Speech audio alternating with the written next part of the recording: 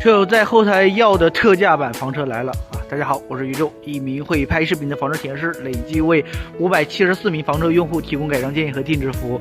今天呢，为各位广大的网友把房车的越野房的价格给打下来了哈，两台特价车啊，第一台啊，大通的 T70单排越野的软身顶房车啊，软身顶房车啊，真正的一个特价，真香警告哈，真香警告。目前这个车改装完毕，整个长度呢是5.9米，车宽呢是2.2米，车高呢是2.22米啊。整个车身采用了全铝冲压的车身结构，看这有弧度啊，就知道是压出来的啊。347年的加长轴距，2.0T 的柴油发动机，6AT 的手自一体变速箱啊，一键启动，定速巡航，该有的都有啊。高速2驱、高速4驱和低速4驱，内饰呢也都比较的精细。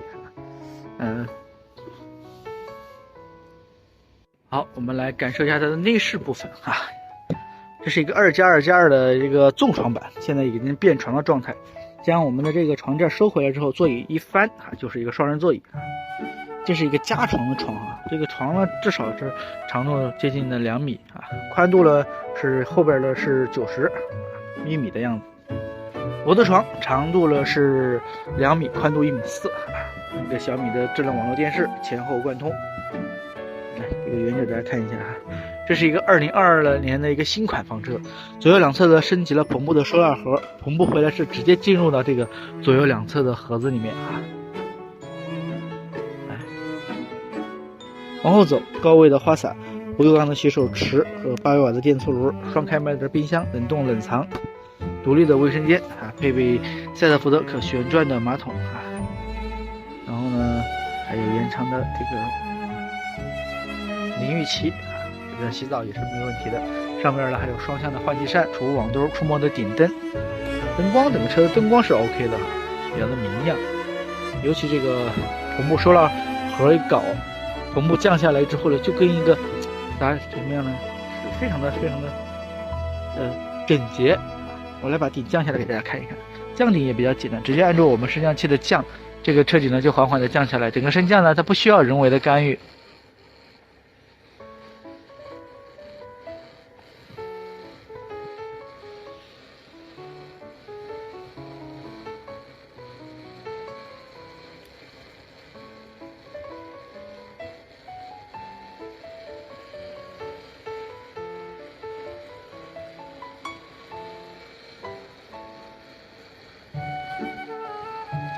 4柱的平升顶结构目前国内做的比较少，为什么？因为有专利哈。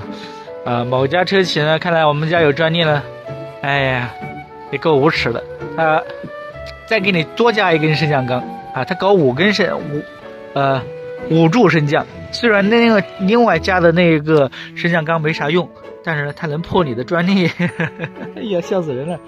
你说中国人可真聪明了，为啥不把这种事儿呢用到正途上了？啊，现在就是一个降顶后的一个样式啊，降顶后的样式，非常的低调，降下来就是一体的啊。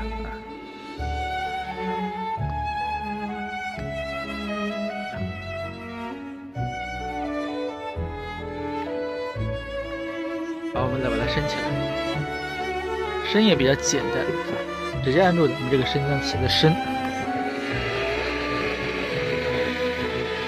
刚刚没给大家说，你看那个所有的篷布回来了，直接是进到左右两侧的收纳盒里面，所以说，一点都不显得凌乱。其实整个车就是一体的啊。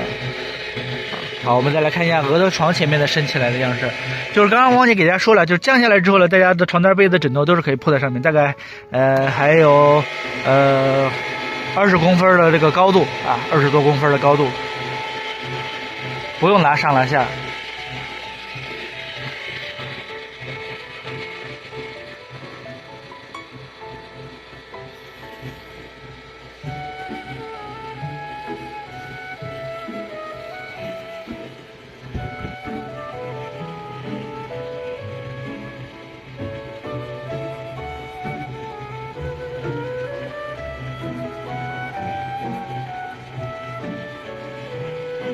真正的一个特价车哈，真的是宇宙帮大家申请到的一个特别的一个价格啊，真香的一个价格。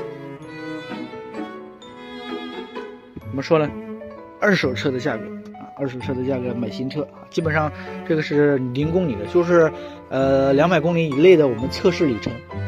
因为我们带底盘厂过来的时候，它有一个测试里程；到我们工厂做好了之后呢，也有一个测试里程，包括各种路况啊、跑路试、跑整个车有没有异响啊、做淋水试验，在厂区内调转啊，我给大家说一下，这是一个现车推荐车。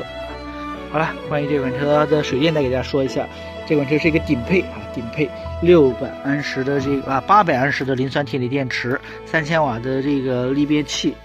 118升的冰箱，110升的净水箱，45升的污水箱，马桶自带的20升的黑水箱啊，标配柴油冷风机、柴油热水器、柴油灶啊，12伏的 KME 的变频空调啊，顶配只有一台。